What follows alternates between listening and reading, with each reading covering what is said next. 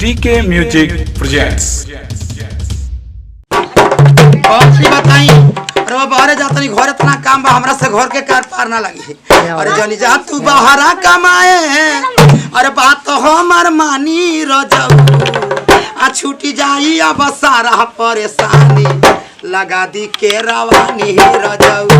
छूटी जाई अब सारा परेशानी लगा दो के रवानी रजऊ। भले बतावा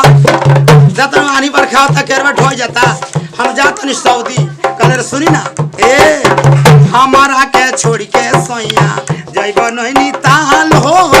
हमसे रोकाई नहीं घरवा के जाल हो इतने कदी में हर बानिए राजा जी आ छुटी जाई अब सारा परेशानी लगा दो के रवानी रजऊ छुटी जाई अब सारा परेशानी लगा दो के हम जाते सऊदी भैया हो चला सऊदी कमाए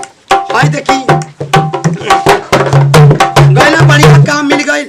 आ कमा के आयल बड़ा उनके परिवार क्या कहता अरे सऊदी से सैया जी आ गईले सऊदी से सैया जी आ गईले सऊदी से अब बनी मकान हम खोलब दुकान अब बेचब पान आ खाम छोहारा बादाम सऊदी से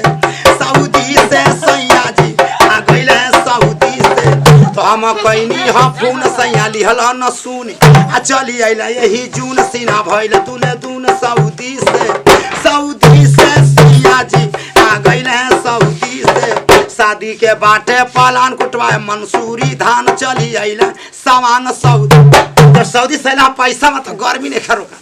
चार संहतिया लेकर मार डील होता कब पानी हवा मछली भूजा खा कब हो चौरा कब हो ढाला मार घुमाई होता जब सारा रुपया और आगल हत मौगी का कहत बा और के करा खातिर करब भौजी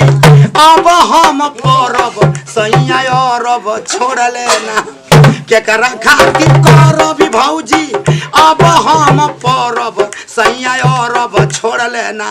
अब घूम घूम बेच लगल बरफ सैया अरब छोड़ लेना।